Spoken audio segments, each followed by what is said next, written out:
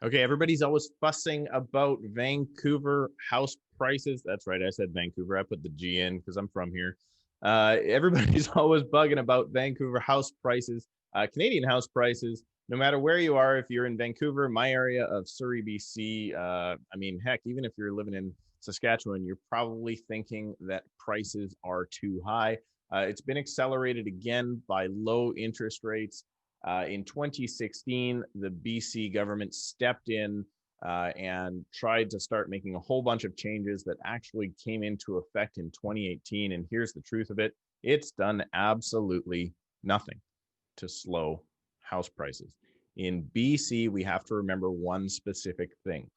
Uh, our government is specifically run off of property transfer tax. They don't necessarily want prices to stop going up because, well, Alberta has oil. That's where their government gets their money from. In BC, we have property transfer tax.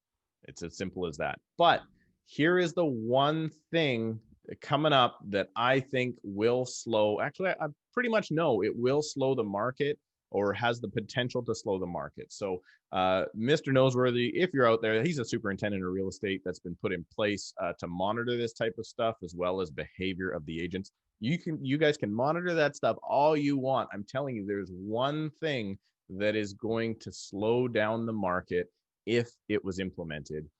If you'd like to keep up to date on BC real estate and all that stuff, click that little subscribe down in the right-hand corner. I'd love to keep you up to date as best I can. Okay, so what is it? That one thing?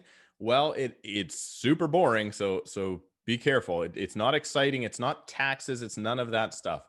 The way the real estate system works in Canada, specifically in BC, is we bring a property on the market. That property gets an offer. When the conditions are removed, or if it's an unconditional offer, that property gets posted as sold. The sold sticker goes on the sign. Now, that property may not close for, let's call it 30 days, 60 days, 90 days, 120 days. Some closing on land development is 3 years or more. But here is the problem: the sale posts when the subjects are removed. So walk through this scenario with me. If you are a buyer, you're sitting at one of these open house. Well, we can't have open houses because it's COVID right now, but you're trying to get in to view a property, and there are 80 other groups in line in one form or another in front of you. They all see that property. There's a bidding war ensues. The problem that is causing real estate to go up so quickly is the buyers and the agents find out what that final price is the day after conditions are removed. So this actually escalates the pricing and how fast it will rise.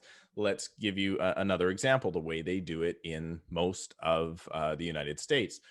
The property, when it actually has a accepted offer, they go through some sort of a condition period, and that sale will be what they call pending all the way until closing. So nobody knows that sale price until the money has changed hands.